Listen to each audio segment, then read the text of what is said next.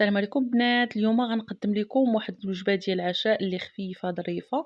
غادي نصوب واحد المقيله ديال الكبده بواحد الكميه اللي هي قليله، مع واحد لي طرونش ديال الدجاج اللي غنحط معكم نصها في القناه، واحد شويه ديال الزعلوك اللي كان عندي في الثلاجه مع بقيقيله سخنتهم. اول حاجه البنات غادي نصوب المقيله ديال الكبده.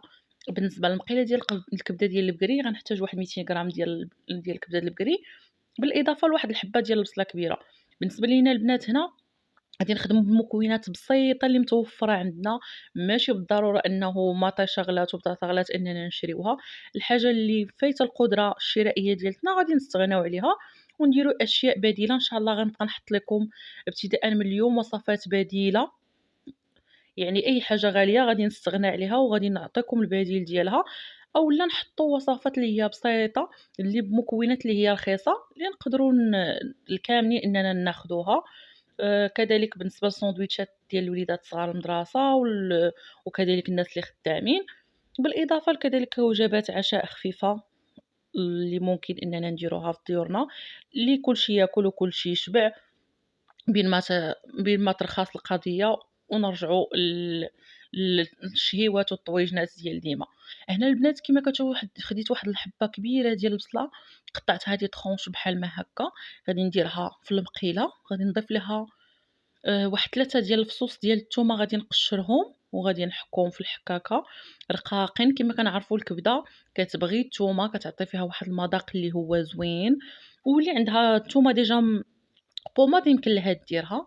هنا بالإضافة الربيع هنا البنات عندي قزبور معدنوس دجاجة طحناه في الهشوار وديره في الكونجيلاتور، يعني راه ما فيه لا ملحة لا حتى شي حاجة. يعني هنا راه ما غندير، يعني كاع غنضيف العطريه ديالتي كامله.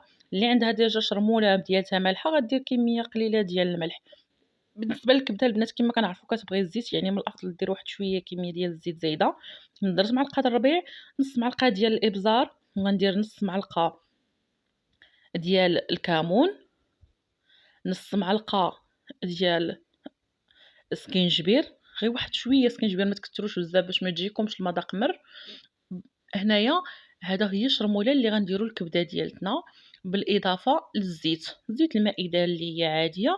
ملي تبداو تشحروا الكبده ديالتكم، هنا كما كتشوفوا راه بديت كنشحر البصله حتى نزلت ليا، عاد ضفت عليها الكبده.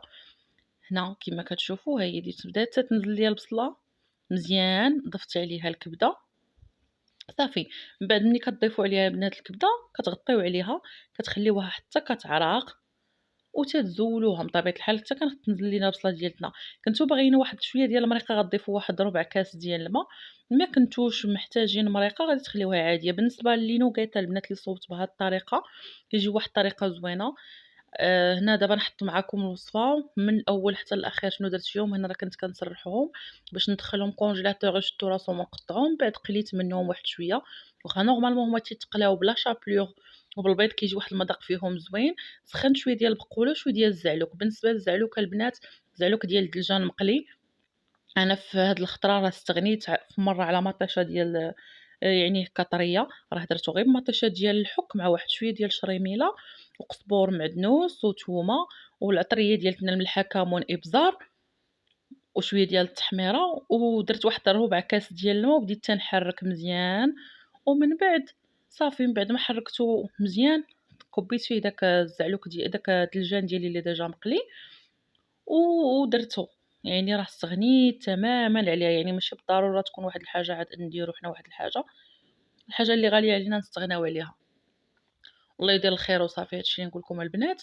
هنايا كما كتشوفوا راه كميه ديال نص كيلو ديال اللدن خرجت لي كميه اللي هي كبيره. هادو غادي نحطهم معكم ان شاء الله يا اليوم في الليل سوا غدا.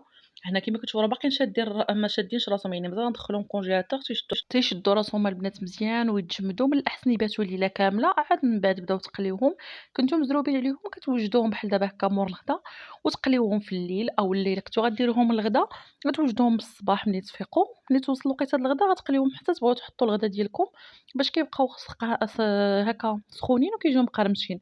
من البنات قطعتهم انا استخدمت منهم كميه اللي هي قليله قليتها عادي. بالنسبه للكميه الاخرى اللي غنحطها معكم بالطريقه الصحيحه ديالها وبكاع لي زيتاب ان شاء الله في الفيديو الجاي. صراحه زوينين بزاف وغينفعوكم مع وليداتكم.